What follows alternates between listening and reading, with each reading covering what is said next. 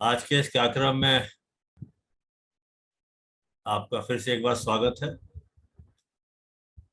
हम 3-4 minute late होना हमारी मजबूरी हो गई थी, क्योंकि हनुमान चालीसा चल रही थी और उसको रोकना बीच में उचित नहीं था। इसलिए हनुमान चालीसा खत्म होने के बाद ही कार्यक्रम की शुरुआत का आगाज किया गया।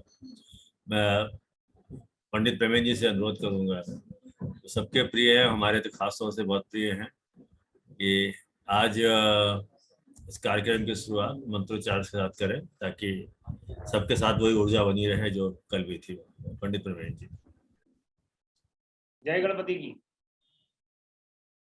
जय गणपति पंडित जी।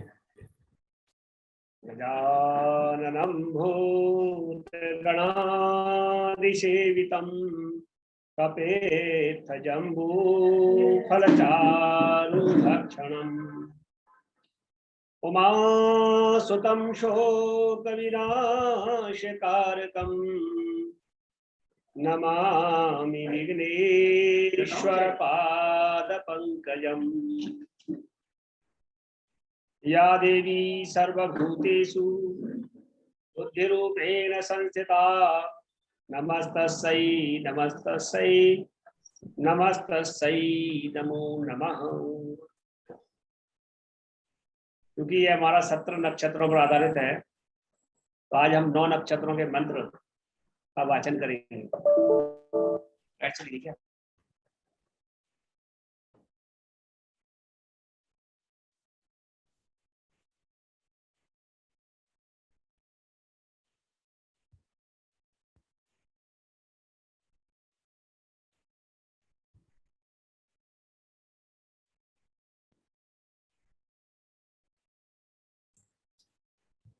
प्रवीण जी आपकी आवाज नहीं आ रही है। नेटवर्क में थोड़ा सा डाउन हुआ है सर, मुझे लगता है। यार टिक टिक टिक आई, उसके बाद दोबारा कनेक्ट कर रहे हैं, मुझे लगता है।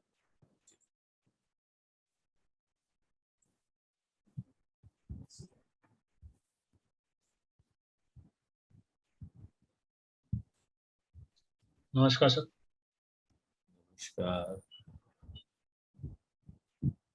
जब तक पंडित प्रवीण जी आ रहे हैं, तब तक मैं सर आपका फिर से एक बार हार्दिक अभिनंदन करता हूँ। और रमेश चिंतक साहब ने जैसे कल लोगों को आश्वासन दिलाया था कि वो जरूर आएंगे, आज उपलब्ध है, उनको मेरा प्रणाम। और हमारे senior vice president Shri Anjaneyulu जी भी आज उपलब्ध हैं, उनका भी हार्दिक अभिनंदन और स्वागत है इस कार्यक्रम में।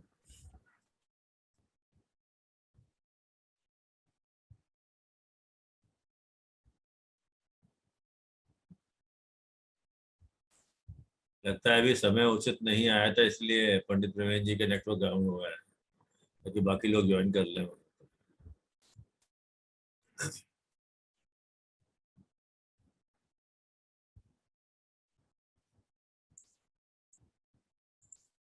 मैं आप सबसे अनुरोध करूंगा, कल भी मैं बराबर रिक्वेस्ट कर रहा था कि कृपया अपना नाम जरूर लिख दीजिए।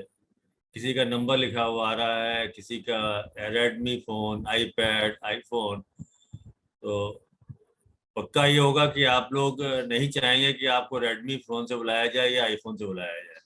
तो आप सबसे अनुरोध है कि जिन्होंने नाम नहीं डाला है वो कृपया अपना नाम जरूर डाल दें वहाँ पर।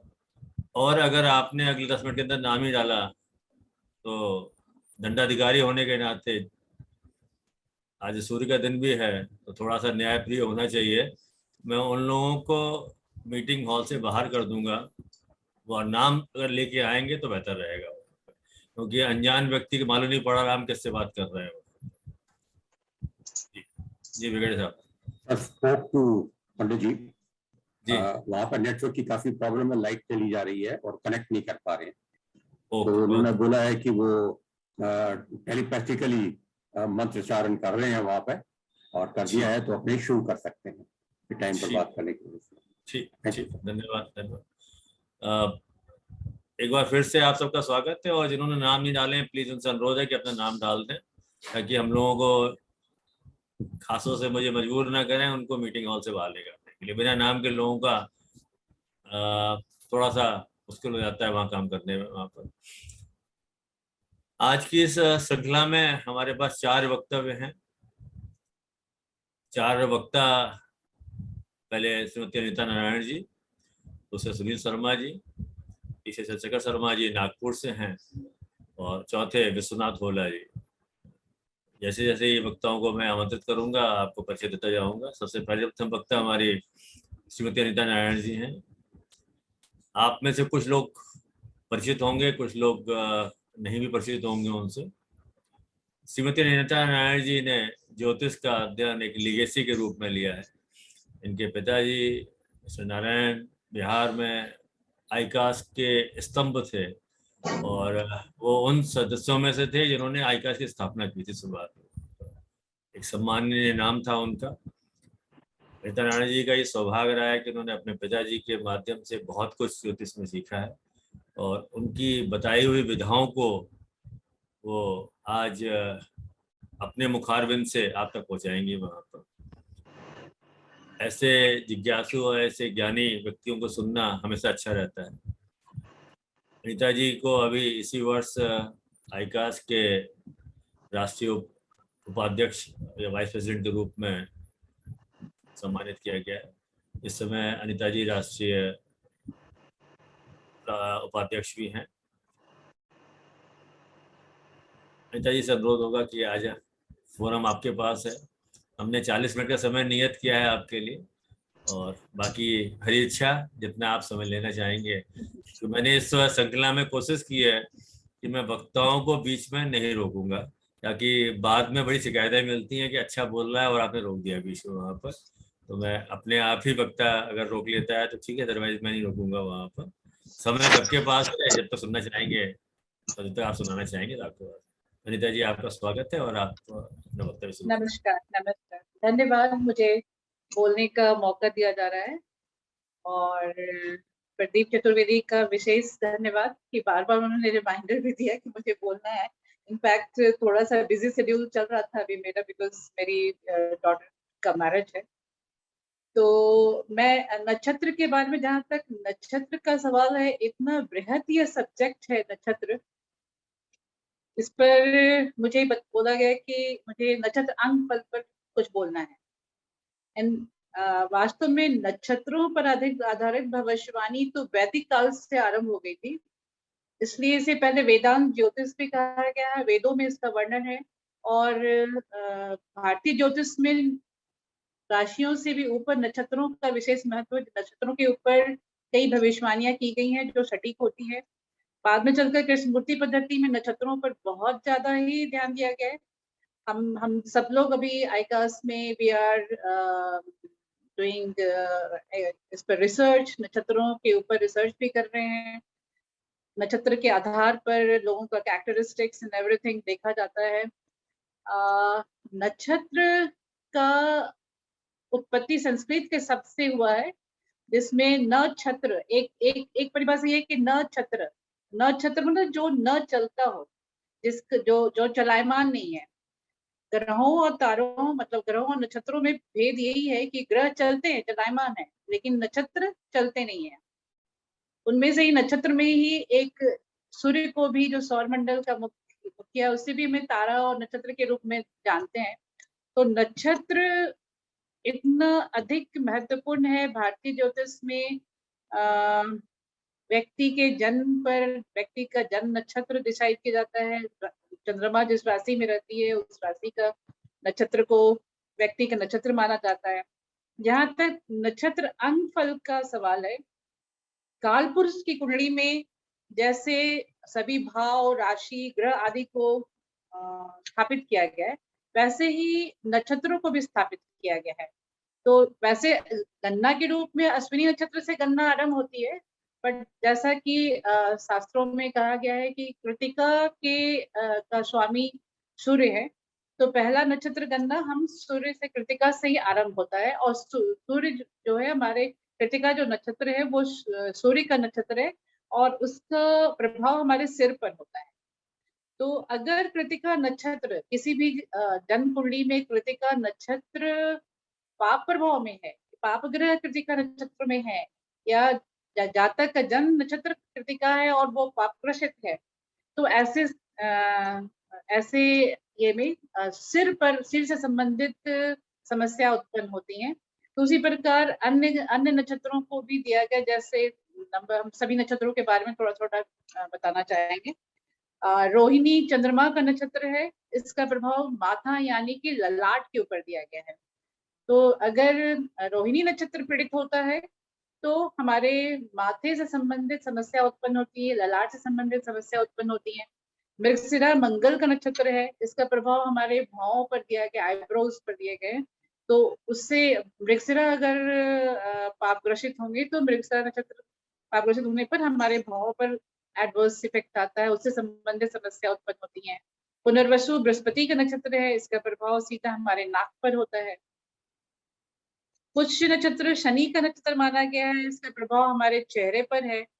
अश्लेषा बुध का नक्षत्र है, इसका प्रभाव हमारे कान पर पड़ता है। मघा केतु का नक्षत्र है और इसका प्रभाव हमारे ऊंट और ठुड्डी पर पड़ता है। उत्तरा फाल्गुनी फिर सूर्य का नक्षत्र हो गया, जो जिसका प्रभाव हमारे बाएं हाथ पे पड़ता है।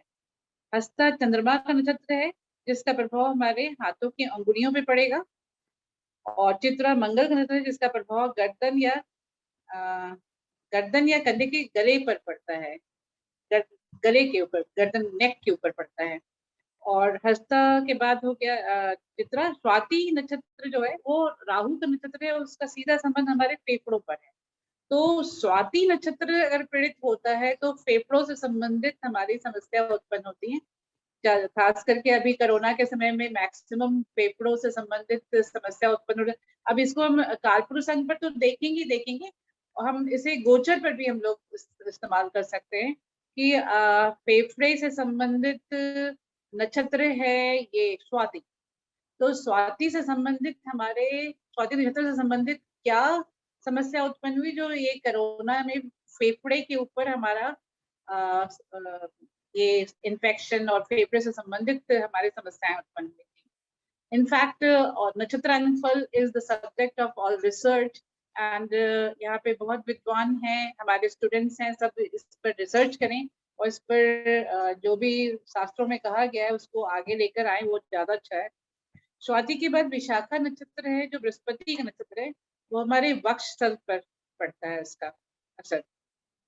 यानी कि विशाखा नक्षत्र पीड़ित होगा या विशाखा नक्षत्र से संबंधित आपका जन्म नक्षत्र होगा और उसमें कुछ समस्या उत्पन्न होगी तो आपका वक्ष स्थल प्रभावित होगा।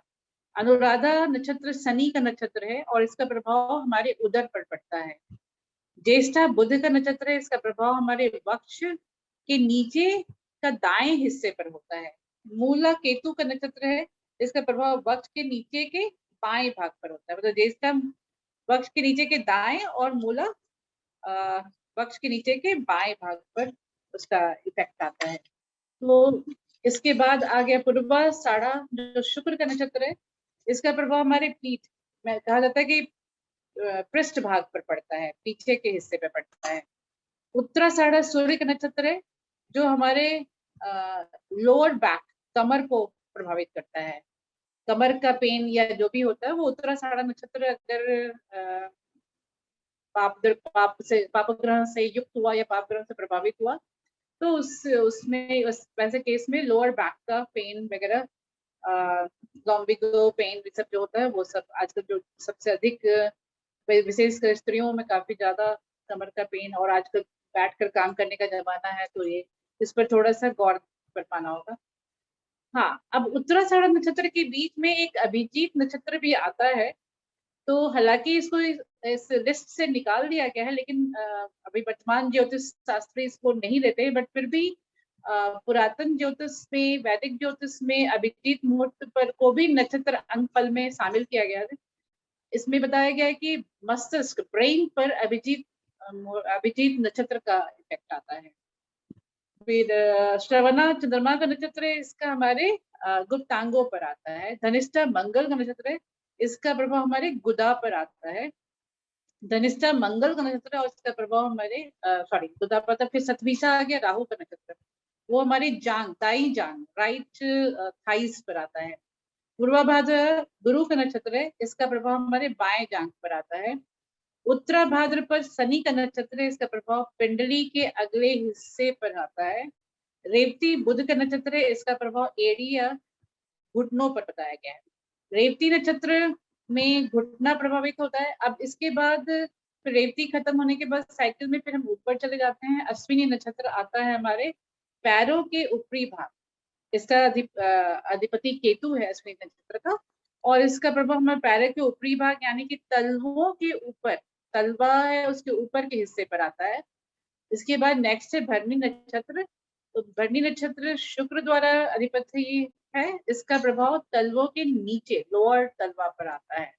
तो अब ये सारे जो काल पुरुष कुंडली में शरीर के अंग पर हमारे 28 नक्षत्रों का प्रभाव है।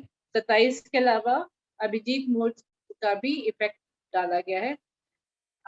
ये जितने भी नक्षत्र हैं शरीर के, वो निश्चित विशेष जो अंग हैं उस पर ही प्रभाव डालेंगे। इन नक्षत्रों पर बैठे जो ग्रह बैठे हैं और इन नक्षत्रों में जिन भावों का प्रतिनिधित्व करते हैं उसके अनुसार भी फल मिलना संभव है। अर्थात कि अगर कोई नक्षत्र किसी नक्षत्र में कोई ग्रह बैठा है और वो ग्रह सपोज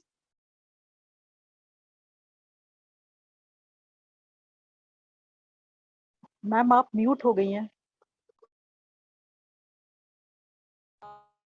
में बैठा है तो एक्सेसिव हमारे एडवर्सिटी में आ जाएगा, क्योंकि भाव भी प्रभावित हो गया, नक्षत्र भी प्रभावित हो गया, और इसमें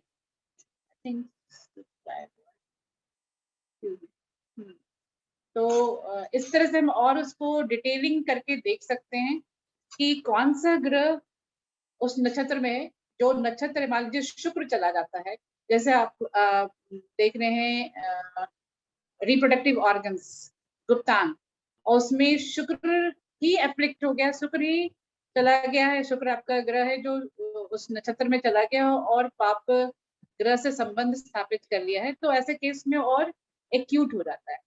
तो वैसे नक्षत्र के हमारे पूरे कालपुरुष के पूरी कुंडली पर इसका इफेक्ट बहुत ही अधिक होता है। जैसे मान लीजिए कि मैक्सिमम प्लैनेट मान लीजिए आपके आर्द्रा नक्षत्र में बैठे हैं, मैक्सिमम प्लैनेट, तो यू विल फाइंड आउट कि आर्द्रा नक्षत्र हमारे नेत्र को देखता है, तो नेत्र संबंधित विकार को उत्पन्न करेगा। तो इस तरह से भी देखते हैं। उसी तरह से बोलते हैं कि अगर मेरा जन्म नक्षत्र कोई है स्पेसिफिक, तो हमारे बॉडी के, हमारा जो जन्म नक्षत्र है उसके अकॉर्डिंगली हमारे बॉडी के उस बॉडी ऑर्गन को, पार्ट को अधिक प्रभावित करता है, क्योंकि जन्म नक्षत्र इज वेरी इंपॉर्टेंट। जन्म नक्षत्र से संबंधित हम अब कैरेक्टरिस्टिक्स भी देख सकते हैं, और जन्म नक्षत्र के आधार पर हम अपने शरीर के किस अंग में को ज्यादा प्रभावित कर रहे हैं, या नक्षत्र अन्य नक्षत्रों का संबंध उस जन्म नक्षत्र से क्या हो रहा है, इन सभी बातों पर पड़ता है। ये ऐसा है कि नक्षत्र अंग फल, तो ये तो अंगों के बारे में विश्लेषण हुआ। नक्षत्र अंग फल का एक और हिस्सा है गोचर।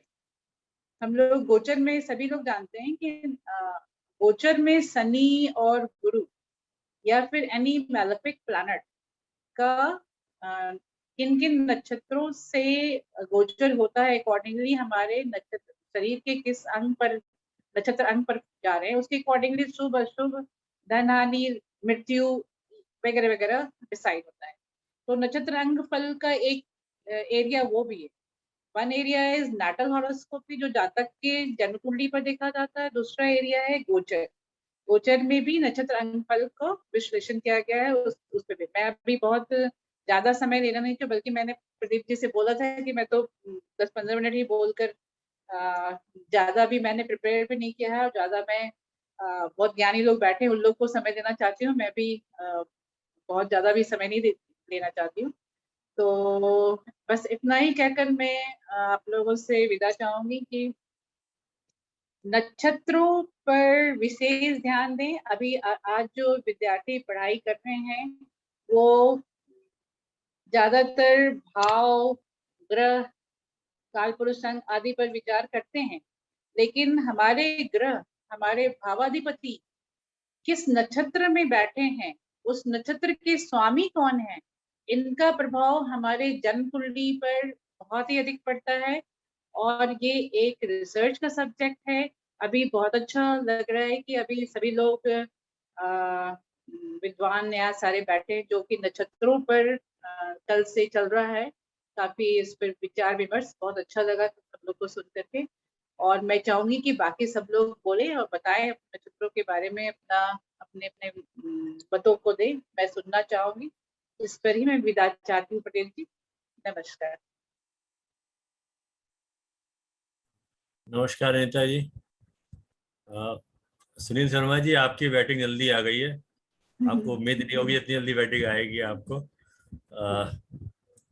अनीता जी, आपको फिर से दोबारा बात, चूंकि मैं समझ सकता हूँ कि आपकी स्थिति मानसिक रूप से कहीं और लगी हुई है। तो जब आपको उसकी एक ही वो मिल सकता है आज के एक्सक्यूज कि आप मिठाई खिला दीजिएगा हम लोगों को। 10 जुलाई के बाद मैं अच्छी तरह से जुड़ूंगी। फिर कभी मौका दीजिएगा तो मैं आकर मैं जुड़ूंगी आप लोगों के साथ। चिंतक साहब भी मुस्कुरा रहे हैं। यूपी और बिहार में एक ही चीज फेमस है कि शादी में आप कह रहे हैं ना, लड्डू जरूर भिजवा दीजिए साधु के। हम लोग शादी के लड्डू बड़े फेमस है खाने के लिए, वो हम लोग खा लेंगे तो संतुष्ट हो जाएंगे उसके बाद। तो सर, चिंतक सर ठीक है ना, ब्राह्मण ब्राह्मण मिठाई के अलावा रह नहीं सकता वहां पे। जी ठीक है, thank you Anita ji, thank you.